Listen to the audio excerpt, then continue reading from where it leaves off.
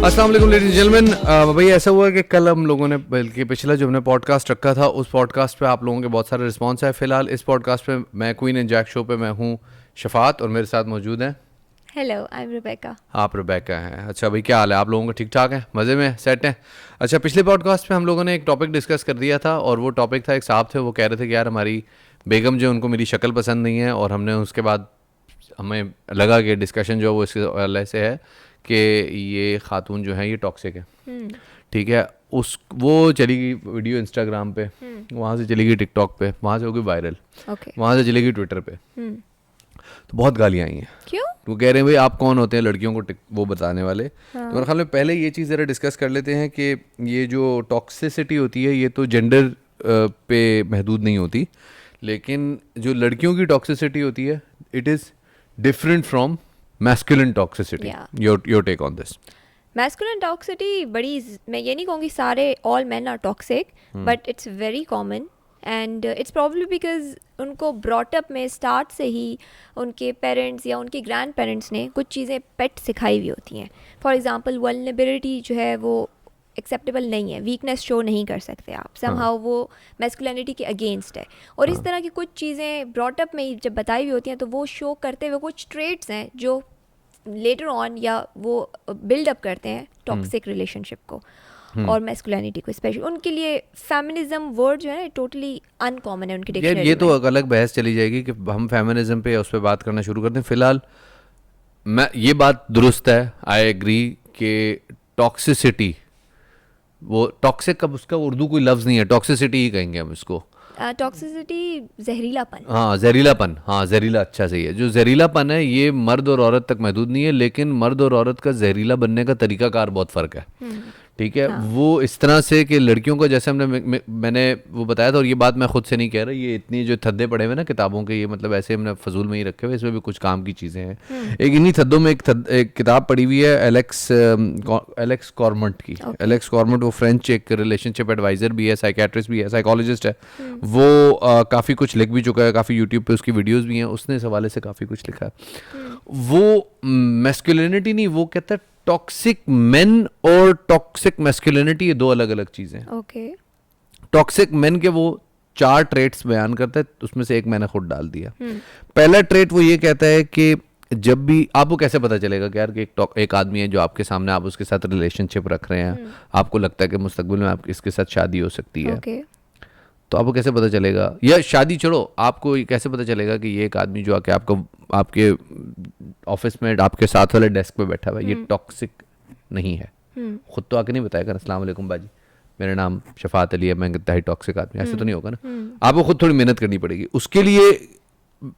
जो एलेक्स कॉर्मंट है वो ये कहता है कि आपको ये पता होना चाहिए कि जब भी आपको टॉक्सिक आदमी नजर आएगा वो हमेशा हमेशा हमेशा कोई ऐसी बात करेगा जिससे आप डिस्करेज हो, जिससे आपको बुरा महसूस हो, आपकी बुराई हो, या आप जो है ना आपको कॉन्फिडेंस चेक हो। इन अदर वर्ड्स वो डिसरिस्पेक्टफुल होगा towards you, he has no respect for others, और मे बी समहाउ वो आपको डिसरिस्पेक्ट करने की कोशिश करेगा। डिसरिस्पेक्ट करेगा, या ये इस तरह भी कह दें कि जो आप सोच रहे हैं ना, जब आप अपना आइडिया को उससे डिस्कस करेंगे तो वो आपके आइडिया को ऐसे ट्रीट करेगा जैसे आप स्टूपिड बात कर रहे हैं। You meant nothing, you worth nothing. हाँ, यू आर वर्थ नथिंग। ठीक है जी, ये एक पहला ट्रेट है कि आपको अंदाजा हो जाएगा कि यार ये आदमी टॉक्सिक है। ठीक है। दूसरा ये कि उस बंदे के पास हमेशा, हमारे इलाके में तो या हमारे इस सकाफत में तो बहुत ही ज़्यादा ये चीज़ है कि उसकी जो भी वैल्यूज़ होंगी, उसके जो भी मॉरल्स होंगे, उसके भी जो भी यार्ड स्टिक्स होंगी, जो भी वो पैमाना होगा जिससे वो अगलों का किरदार, अगलों की पर्सनैलिटी नाप रहा है, वो हमेशा दूसरों के लिए होगा। His actions would be always different from his words. बात समझ में आती है? मतलब अगर वो कह रहे हैं कि आपको सुबह सुबह उठ जाना चाहिए, नमाज पढ़ने चाहिए, फिर दोपहर के बाद, तो वो सारी चीज़ें सिर्फ इम्प्लीमेंट होंगी औरों के लिए, खुद के लिए नहीं होंगी। हाँ, लिए तो नमाज वाली बात तो चलो, एक वो रिलीजियस एंगल है, वो तो एक अलग बात है ना। मतलब वो मैं आप ऑफिस जाएं, आप काम करें, उसके बाद दोपहर में नैप यार लें, आदमी को ना हमेशा सच बोलना चाहिए। हाँ। मुझे झूठे लोगों से बहुत नफरत है। इतने में पियन आएगा, वो कहेगा कि भाईजान वो बॉस बुला रहे हैं, यार उनसे कह दो मैं नहीं हूँ यहाँ पे। समझ रही हो? हाँ। ये तो मैंने बहुत एक सादा सी और बोधी से मिसाल दी है। इसको जितना आगे ले जाते जब ये रिलेशनशिप में आ गया, अब रिलेशनशिप में यही बंदा जब बात कर रहा होगा किसी ऐसी लड़की के साथ जो कि सोच रही है कि यार अभी चलो इससे मंगनी हुई भी आगे चल के इसके साथ शादी हो जाएगी, तो वो जब इसके साथ बात कर रहा होगा तो वो कहेगा यार मैं ऐसी लड़की चाहता हूँ ना जिसका कोई सोशल मीडिया पे प्रेजेंस ना हो, मैं ऐसी लड़की चाहता हूँ जिसका कोई पास्ट में कुछ अफेयर ना हो। और खुद वो और जो है खुद उसने 100 बिल्लियां खा के 900 बिल्लियां 900 खा चूहे 900 चूहे खा 900 बिल्लियां बिल्कुल तो बिल्ला ही खिला दिया उसको। 900 अच्छा ये बात बहुत सारे मानों में ली जा सकती है। 99 चूहे खा के बिल्ली हज को चली। अच्छा तीसरी ट्रेट हाँ उसकी जो एलेक्स कॉमर्ट कहता है वो ये है कि वो बंदा जब भी किसी भी सिचुएशन में आप उसको देखेंगे it will be always about him, it will be always him, everything will be for him and there would be nothing without him. True. It's him, for him, just him and everything in him. भाई हमारी जो है ना संस्कार वो तो ऐसे हैं, हमारे तो हाँ ऐसा होता है, आप उसके सामने कोई बारे कोई है हमारा तो ऐसा होता है कि वो फलाना ढिमकाना, यार मुझे तुम लोगों ने बुलाया नहीं, यार वो फलाना जगह हो गया मैं तो मौजूद ही नहीं थे, ये और ये छोटी छोटी चीजें ये पाइल अप होती हैं। मैं बहुत बेसिक लेवल की मिसालें दे रहा हूँ, जो सुनने वाले हैं वो बहुत बेहतर तौर पे समझ सकते हैं कि मैं क्या कह रहा हूँ, ठीक है। And last but not the least इसके अंदर एक चीज़ मैंने ऐड की है और वो ये कि वो जब भी आपके बारे में अपनी फीमेल कोलीग्स के बारे में या अपने वाइफ के बारे में या अपनी पार्टनर के बारे में जब भी बात करेगा तो वो कहेगा कि जी अपनी उसकी जो डोमिनेंस है वो उसको अपने मॉरल बैकग्राउंड से, अपने मॉरल वैल्यूज से, अपनी सोशल वैल्यूज से या अपनी रिलीजियस और स्पिरिचुअल वैल्यूज से जस्टिफाई करेगा। खुद वो दुनिया की हर हरामजदगी में मुलव्वस होगा लेकिन आपके बारे में उसको दुनिया की हर मॉरल और सोशल और रिलीजियस और स्पिरिचुअल वैल्यू याद आ जाएगी, यार तुम्हारे साथ नहीं जचेगा।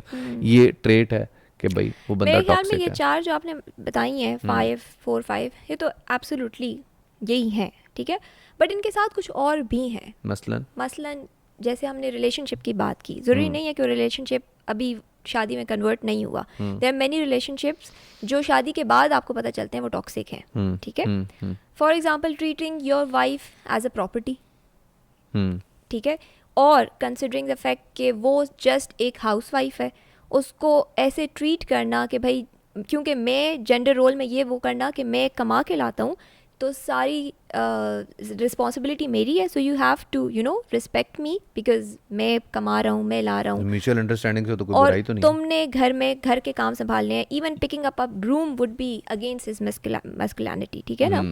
और सिमिलरली ट्रीटिंग हर एज बच्चे उठाना, बच्चों का डायपर चेंज करना, it is such a taboo in our culture कि आप मर्द घर के किसी भी काम में, चलो डायपर तो बहुत बड़ी बात है ना, कोई छोटी सी बात भी, बर्तन डिशेस वापस रख देना, साथ कुकिंग करना, ये सारी चीज़ें are against our social culture, इसको मैस्कुलिनिटी के अगेंस्ट कंसिडर किया जाता है। सिमिलरली एंगर इश्यूज़ या गैस लाइटिंग, एक हैमिल्टन है, पैट्रिक हैमिल्टन, उन्होंने अपनी साइकोलॉजी के उसमें यही बात डिस्कस की है। गैस लाइटिंग मीन्स कि मतलब आपको इतना ज़्यादा आपके माइंड में फीड कर देना कि आप खुद रियलाइज़ करने लगो कि यार मैं तो गलत हूँ या मेरी सोच ही गलत है, वट एवर ही सेज और what ever he thinks is right. तो ये सारी चीज़ें अगेन टॉक्सिक रिलेशनशिप को शो करती हैं। आप इतना ज़्यादा गुस्सा हो जाओ हर बात पे कि आपको उसको अगले बंदे को लगे यार इससे बहस करना या इसका मूड ख़राब करना बेहतर है कि हम ना ही करें बात। तो these are few traits which I believe toxic relationship को शो करते हैं। यार मेरा इससे एक बार मिथुन चक्रवर्ती की जो मूवीज़ देख के बच्चे बड़े हुए हैं ना, या सनी देओल की, उनका मुस्तकबिल तो तबाह हो गया गरीबों का। हमारी अपनी भी कुछ ऐसी ही थी, मिथुन चक्रवर्ती में नहीं वो हम कौन सी देखते थे, वो शान वाली वीडियो देखते नहीं तो वो और बात है ना, कुछ नहीं देखी होंगे उसके बाद यही ट्रेड डेवलप की होंगे। अगर किसी ने वो मूवीज देख के वो ट्रेड डेवलप किया तो उससे तो बड़ी मुझे हमदर्दी है, लेकिन सनी देओल की जो मूवीज थी ना उनमें तो खैर वो एक अलग होता था, हर एक को लगता है कि उसको यही करना चाहिए, इसी तरह चीख चिंगाड़ के बात करनी चाहिए और इसी से जो है ना लोगों के अंदर वो आती है, क्या आते हैं, मर्दानगी आती है। बट एनीवे वी अगेन मतलब कंक्लूजन ये है कि टॉक्सिक रिलेशनशिप दोनों में एग्जिस्ट करता है, और अगर किसी में भी ये ट्रेट्स हैं, टॉक्सिक रिलेशनशिप अगेन वो एक बिल्कुल डिफरेंट सब्जेक्ट है, मैं उसके ऊपर टॉक्सिक मेन की बात हो रही है। टॉक्सिक मेन जैसे ही आइडेंटिफाई करें भागें, यस भागें, और भाग नहीं सकते। फॉर एग्जांपल अगर आप ऐसी सिचुएशन में जब आप भाग नहीं सकते तो counselling, talking, discussion, probably that's the only solution. नहीं मेरा तो इस हवाले से कोई एक्सपीरियंस ठीक नहीं है। Whenever I have encountered toxic colleagues, तो उनके साथ मेरा एक वो होता है कि जब द मोमेंट आई रियलाइज कि ये बंदा टॉक्सिक है, तो अब मुझे लगता है कि he is not worth my mental effort, और मुझे इसके दबा साथ के भागो। नहीं नहीं मैं उसको बिल्कुल वो कर देता हूँ, but that's for your blackout कर कोलीग देता ना, that you can black out हूँ। वो ऑफिस में है, मैं उसको कुछ कह तो नहीं सकता। दैट्स लाइक यू, आप उसको ब्लैक आउट कर सकते हो ना। अगर वो घर में 24 आवर्स आपके सामने है, तब आप ये तो नहीं कर सकते ना। तब तो कुछ नहीं कर सकता। तो तब आपका काउंसलिंग या बात करना या समझाना प्रॉब्ली वर्थ एन एफर्ट होगा। नहीं, क्यों समझाना, वो समझाने में वो बात ही, वो तो आपका आइडिया ही रिफ्यूट कर देगा कि आप तो स्टूपिड फिर बात आप कर रहे क्या हैं। सोल्यूशन दे रहे हो ऐसे सिचुएशन में? मैं तो कह रहा हूँ कि जो करना है उस हद तक नौबत ना लें कि जब आपके घर पे आपके एक एटम बम गिर जाए आपके, अब तब आपको आपकी पता चले शादी कि अब हुई हुई है भाई, आप अरेंज मैरिजेस में ऐसे ही होता है, वन फाइन यार मॉर्निंग यू यही गेट तो टू नो मसला है ना, ये कि आपका इस आपकी घर, जिससे शादी करवा दी है वो बंदा एक इंतहाई टॉक्सिक है, मेरे यू पास कांट रन इसके अवे। ऊपर एक पूरी ईमेल पड़ी हुई है। Okay. खातून ने मुझे ईमेल लिखी Okay. है।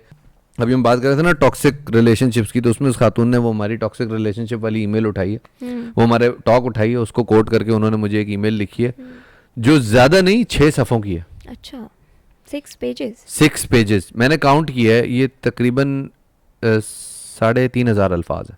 पूरा थीसिस लिख दिया इसने मेरे ईमेल पे। और इन्होंने ईमेल इससे पता चलता है कि वो वाकई में बहुत ज़्यादा हर्ट या बहुत ज़्यादा, मतलब एक तो पहले तो ये वो सुन रही होंगी बहुत डेडिकेशन से, और दूसरा वो इतनी तकलीफ़ में होंगी कि उन्हें दिल चाह रहा हो कि कोई तो बोले, किसी को तो बताऊं। अच्छा, उनकी आई एग्री, तकलीफ़ उनको बहुत ज़्यादा है, और उन्होंने ये कहा है कि भाई मेरी शादी हुई है एक बंदे से, और वो बंदा मेरा कज़न है। अच्छा।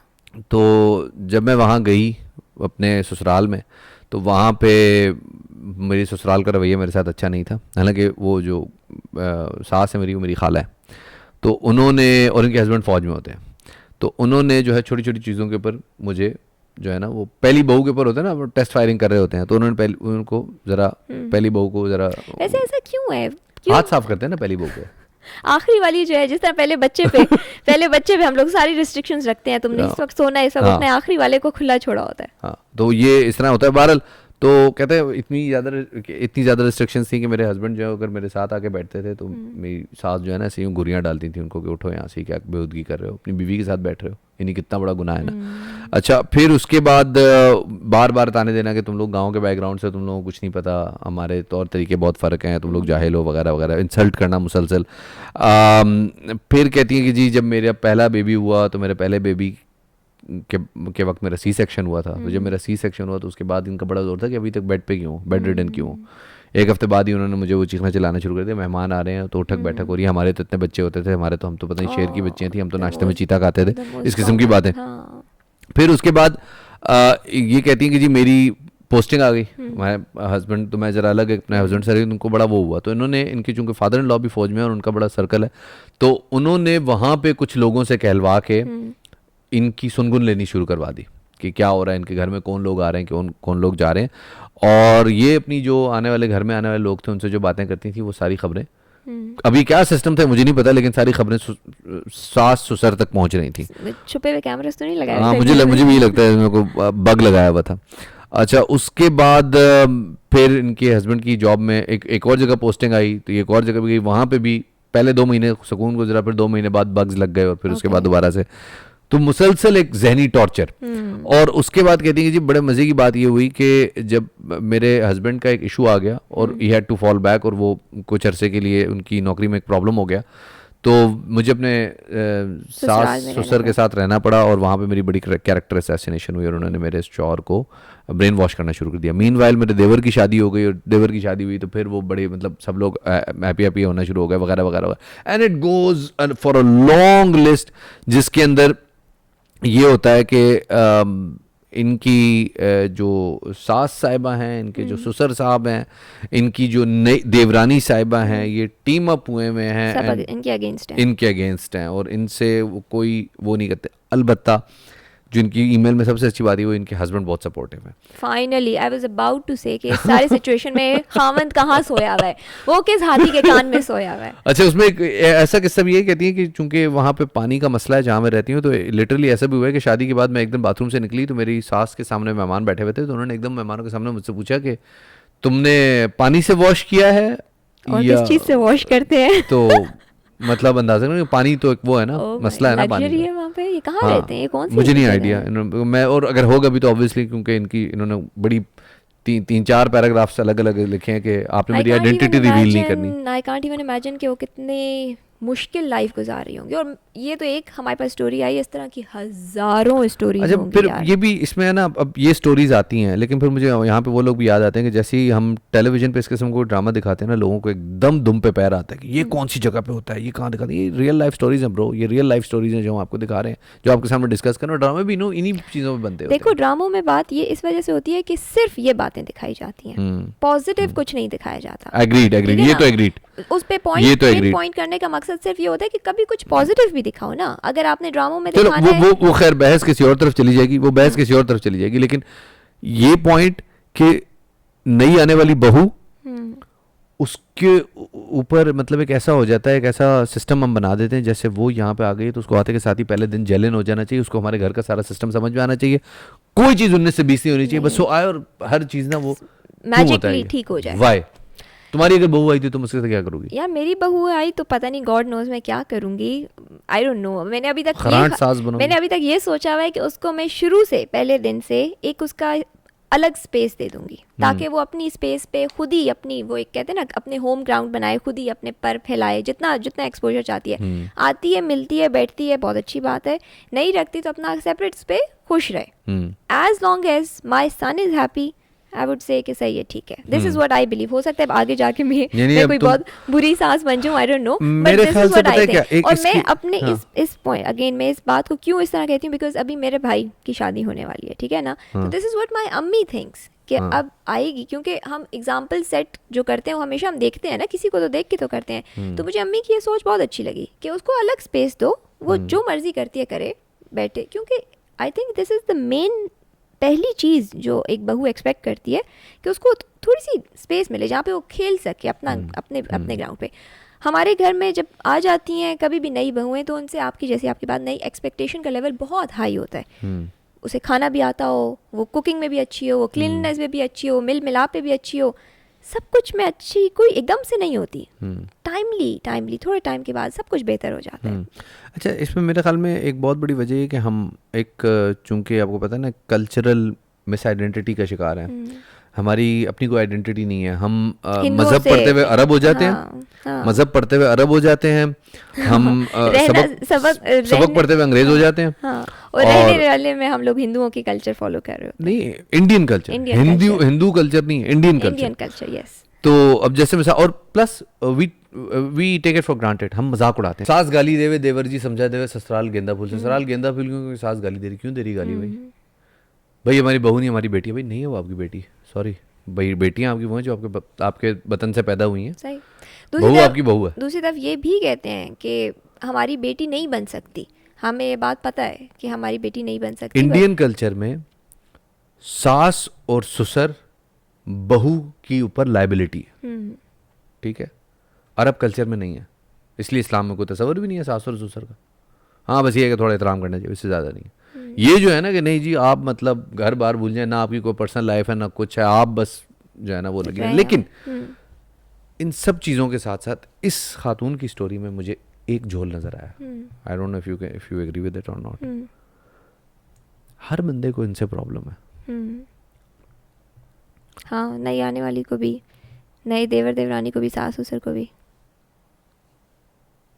Let me be the devil's advocate here. इसका मतलब प्रॉब्लम इनमें, वी वोंट से कि प्रॉब्लम इनमें है, but there must be something ना। हम हमेशा जब ईमेल्स पढ़ते हैं हम एक साइड ऑफ स्टोरी सुन रहे होते हैं, we don't know the other side of the story. तो खातून मेरी बहन, आपकी हमने ईमेल इनकॉर्पोरेट की, अब कोशिश की इसके अंदर जितनी हम डिस्कशन कर सकें, लेकिन एट द सेम टाइम आपके साथ हमदर्दी भी है, और थोड़ा सा आपको हम ये भी कहना चाहेंगे कि यार हर एक का कसूर नहीं है, मतलब हर वक्त हर कसूर जो है वो दूसरों का नहीं है। थोड़ा सा अपना मुहासबा भी करें, अपना भी एहतसाब करें। आपके यहाँ से भी कोई चीज़ कुछ गलत हो रहा होगा, तभी आपको हर एक से हो सकता है। मैं सिर्फ अजम्पशन की बात करूँ, बाकी लोगों के अंदर जो टॉक्सिसिटी है उसको ऑब्वियसली हम लोग जितना ज़्यादा कंडेम कर सकते हैं वो हम कर रहे हैं, लेकिन थोड़ा सा आप भी इस पॉइंट ऑफ व्यू से सोचें कि आप क्या बेहतरी ला सकती हैं, और अपना मैक्सिमम देना चाहिए हर बंदे को, कोशिश करनी चाहिए। एग्रीड। एग्रीड। एक और ईमेल पे चले। ये वाली ईमेल मेरी अब तक की मोस्ट फेवरेट ईमेल है। अच्छा, क्यों, ऐसा क्या है इस ईमेल में? Most favourite email. अच्छा, एक तो मैं रिक्वेस्ट करूंगा कि यार ये मैं अपने आप को मार दूंगा, मैं ख़त्म होने वाला हूँ, भाई खुदा के वास्ते मुझे ऐसी ईमेल्स मत करें। वी कांट हेल्प इट, ठीक है? या तो प्रॉब्लम मेंशन करें, प्रॉब्लम मेंशन हो जाए। ये जो थ्रेटिंग ईमेल्स हैं, आप अपने घर वालों को कर दें, वो ज़्यादा बेहतर रहेगा, वो आपको बेहतर आप से बात मेरी कर ईमेल पढ़े, वरना मैं अपने आप को मार दूंगा। नहीं, एक साहब है, उसने हाँ। मुझे, उसने पूरा ईमेल लिखा है, उसने कहा मैं अपने आप को ख़त्म करने वाला हूँ, बहुत परेशान हूँ, ओके मुझे आपसे बात करनी है, आप मुझसे बात करेंगे तो शायद मेरा मसला हल कर दें। ओके। तो मैं आई एम सॉरी, इस तरह नहीं हो सकता, आपने जो करना है चिल करो भाई। नहीं, वैसे मार देने वाले थ्रेट तो अल्लाह यार ना ये करे। चेक करो भाई, आई डोंट नो। ये कहता है भाई आपने मेरी आइडेंटिटी रिवील नहीं करी, call me mister M. Okay, mister M. Mr. M. I really like mister M. Mr. M. Start ही Hope अच्छा you है। both are doing well. I'm a novice listener towards your podcast and your talks intrigued me to write an मुझे email. एक second के लिए फरजीन याद आ गई है। फरजीन के दोबारा वही बन चुका है। मैं पढ़ रहा हूँ, नहीं ये आप परजीने, मैं पढ़ रहा हूँ। I'm a novice listener towards your podcast and your talks intrigued me to write an email about some arcane thoughts that cross my mind on a circadian basis. Oh my Ehsan god. Khan, I work in England, also in Pakistan. We have Here another and Ehsan, there. here and there. We have another Ehsan अच्छा जी। Khan. Okay. So कहता है I'm a 24-year-old currently in my 4th year of computer engineering with a minor in software from University in Toronto. I'm from an affluent and influential background from Pakistan, alhamdulillah. Wow, King Charles तो नहीं है? Traveled, lived, and worked in numerous Western countries because of the various family reasons. However, we ended up in settling in Canada because of my immigration purposes, and we own a home here. And also, we travel back to Pakistan extensively. Rather, my father prefers to live back in Pakistan. Okay. मतलब खुद जो है वो different countries में जाते रहते हैं, और इनकी फैमिली जो है, स्पेशली इनके अब्बू जो है, वो पाकिस्तान में रहते हैं। रुको जरा, सबर करो। कहता है I believe I have had ample affairs with multiple women through my teen life. Oh my God, एक और बिल्ली जिसने 99 चूहे खाए हुए हैं। नहीं, teen life में हाँ तो ठीक है। multiple women हाँ। and ample तो affairs. ठीक है ना, बिल्ली 99 चूहे खा चुकी Partially है। because even though I come from an affluent background, I still like to earn my own money to support myself and even contribute to my family. That's very good, by the way. That's really nice. If ever required, I have sponsored all travel by myself and I have lived a lavish lifestyle. वडेरे का बेटा मैं हूँ, वडेरे का बेटा दे ताली तेरी है काली, तेरी नर्सरी से मैट्रिक तक सब डिग्रियां हैं जाली। अच्छा, however, there was a point in my life where I felt lost and did not find any happiness. चल भी बैट सिंह शुरू हो गया। There was a point in my life I feel lost and did not find any happiness towards the flamboyant lifestyle. Oh my God. Okay. I stopped dating. शुक्र खुदा का। क्या तेरा हकीम कौन है भाई? And detached myself from this circus going on in my life. I did end up in finding peace, but as time passed, I have seen myself become reclusive and become an introvert. चल भी introvert हो गया लड़का, अंदर चूहे के bill में बंद हो गया. I have no close friend and feel like no one understands me. कौन दोस्ती करेगा तुझसे? जो आएगा तू कहेगा ऐसा हो, बात सुनो, तुमसे बात करनी है, और बात करते हुए फिर बेटा आओ जरा बात करें, लेट्स हैव अ बेटा टुगेदर वाला सीन हो जाए. I like spending time with my family. शुक्र है तेरी फैमिली भी है भाई मेरे. And at the gym and all is working out, but sometimes I feel so alone. हाय अल्लाह, कौन आएगा तेरे पास? बिल्ले. I have always believed in love and expected that there will be someone special out there waiting. हाँ बस कर दो, मतलब क्यों? जाने मन, तुम जो ड्रिल मशीन बने में कौन रुकेगा तुम्हारे सामने? But the obscure reality is I come across women on daily basis. अभी भी आ रहा है. Who are great. They express their interest in me. But for some reason I just don't develop any innate feelings towards them. जानिए अब तुम्हारा feeling वाला scene खत्म हो गया. तुम you are above that. समझ रहे हो? तो इतनी बार फीलिंग्स हुई है कि फीलिंग्स की फीलिंग्स भी खत्म हो चुकी हैं. it's not that I'm not attracted to women. I am. I Allah. But it's just I just don't see a potential wife in them. वो वाली बात जो हमने शुरू में की थी, खुद हिस्ट्री में जो कुछ किया हो, वाइफ इनको चाहिए. नहीं इसका तो ये तो ही नहीं कह रहा कि उसकी मॉरल वैल्यूज हो या जो भी हो, लेकिन वाइफ का एक मटेरियल होगा ना इसके जहन तो में. वो मटेरियल क्या है? मतलब इतनी लड़कियां देखी हैं. लड़की को देखा ये वाला सीन है इसका. अनिल कपूर बना हुआ है 1942 का ये. अच्छा, तो कहते हैं जी मेरी एक बहुत क्लोज मेरी फीमेल फ्रेंड है, वो कह रही है कि भाई तुम कभी शादी नहीं कर सकते, बिकॉज अगर तुम शादी करोगी तो फिर तुम किसी और के चक्करों में पड़ जाओगे. And I like agree. हाँ, and I do not know if I concur with that statement और not, but I do want to settle down and keep my self safe from हराम एंड टेम्पटिंग लाइफ स्टाइल. शुक्र खुदा का तुझे एहसास हुआ मेरे भाई.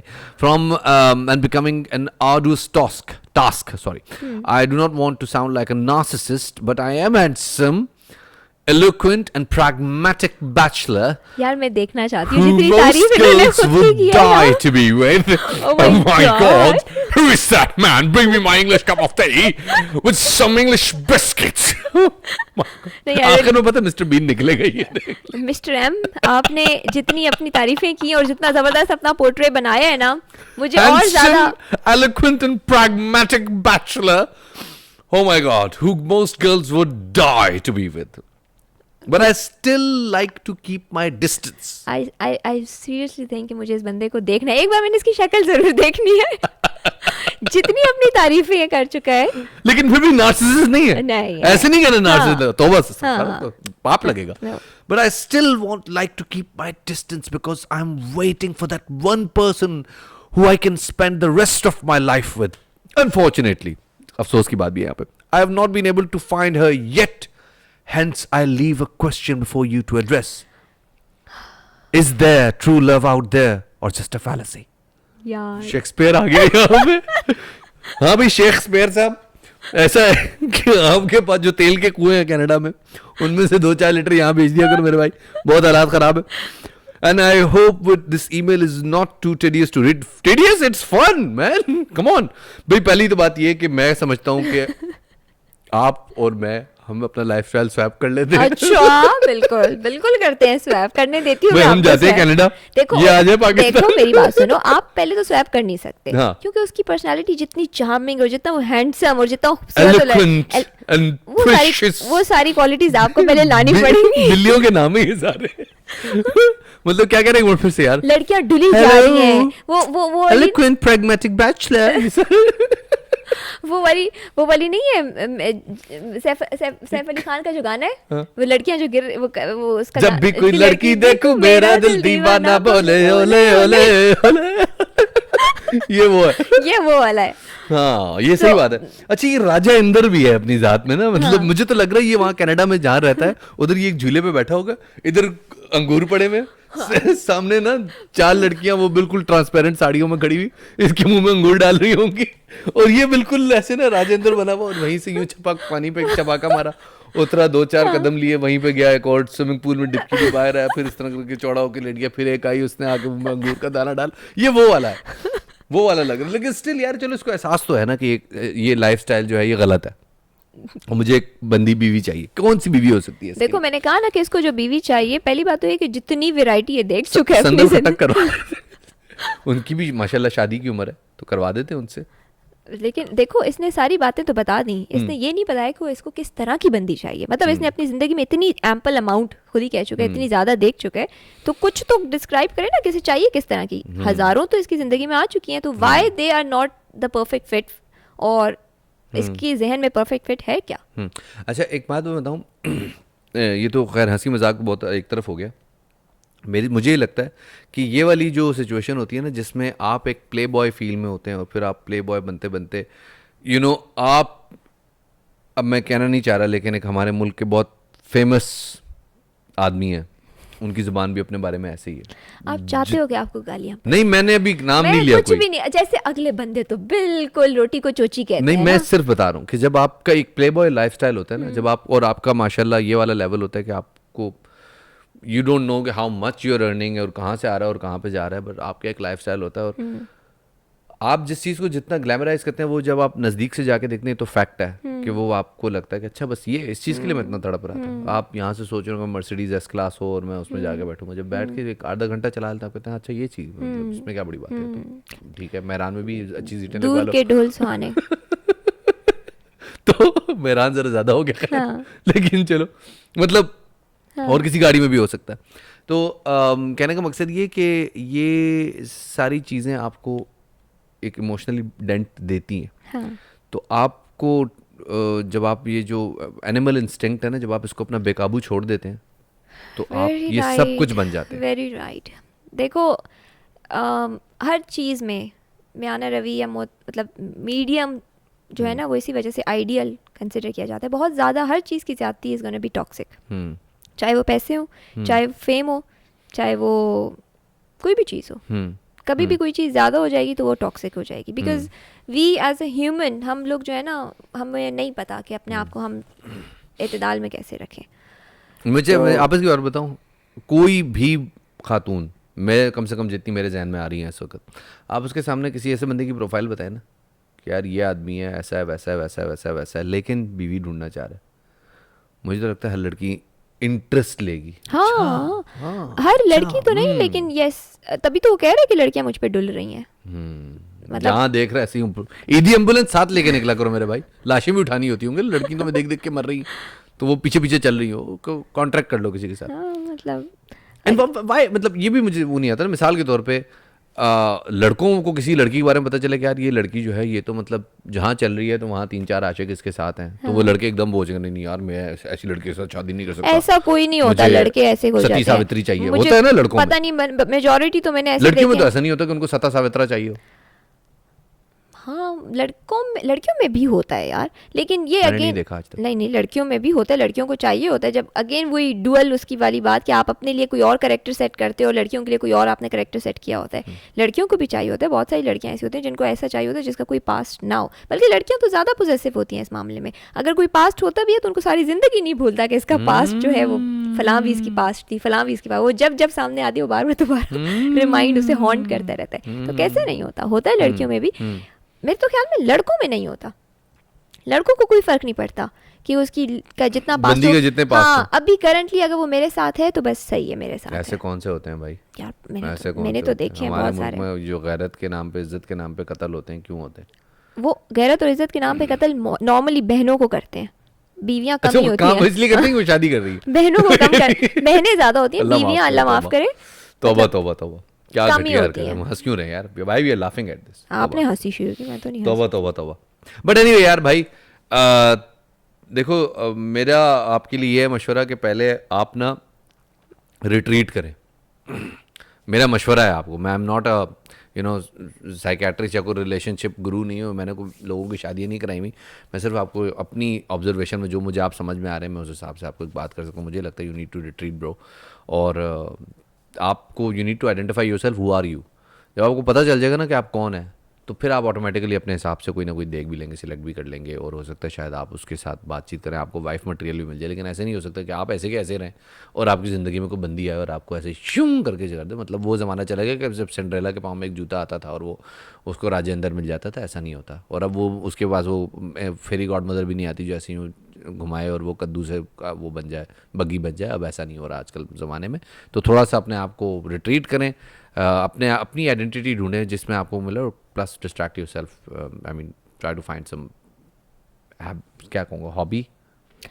अपने आप को बिजी करे किसी अच्छी एक्टिविटी में। इतने पैसे हैं तो किसी अच्छे कॉज में लगाओ, किसी अच्छे काम में लगाओ, अपने आप को किसी पॉजिटिव कामों में इन्वेस्ट करो ताकि आपके अंदर भी पॉजिटिविटी ज़्यादा आए और आपको हर जगह पॉजिटिविटी नजर आए। और सबसे इंपॉर्टेंट चीज़, जो वाइफ मटेरियल आप ढूंढना चाह रहे हो, एग्जैक्टली क्या वाइफ मटेरियल है, मतलब what are you looking for, ये आइडेंटिफाई होना बहुत ज़रूरी। वेल, आज का पॉडकास्ट बड़ा ही स्पाइसफुल था। बहुत मिर्चे मसाले थे उसमें मिक्स हुए हुए, और but it was good. I hope किसी की फीलिंग्स हमने हर्ट नहीं की होंगी। No offence to anyone. हाँ, कोई ऑफेंस नहीं भाई, और I think it's just for having fun, और कोई अच्छा टाइम पास, एंड प्लस थोड़े से पढ़ा लिखा कंटेंट हम आगे we should be able to pass across. But we love that you keep on sharing insightful personal stuff. जो चाहते हैं उनका नाम डिस्क्लोज हो उनका हम करते हैं, जो नहीं चाहते उनका हम नहीं करते, just like Mr. M. Mr. M. Well, that's it for today. इंशाल्लाह आपसे मुलाकात होगी अगले पॉडकास्ट में। अपना बहुत सारा ख्याल रखिएगा और keep watching the Queen and Jack show. Bye bye.